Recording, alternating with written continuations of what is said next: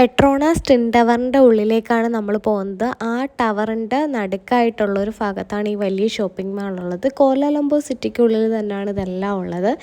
ഈ രണ്ട് ബിൽഡിങ്ങും സെയിം ആയിട്ടാണ് ഇരിക്കുന്നത്. അതാണ് ഇതിന് ട്വിൻ ടവർ എന്ന പേരിൽ അറിയപ്പെടുന്നത്.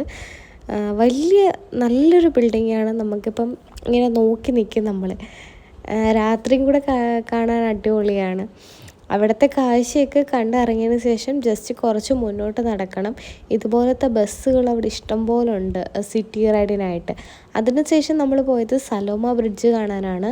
ആ ബ്രിഡ്ജെന്ന് വെച്ചാൽ ഇതിനൊക്കെ അടുത്തായിട്ട് തന്നെയുള്ളൊരു വലിയൊരു ബ്രിഡ്ജാണ്.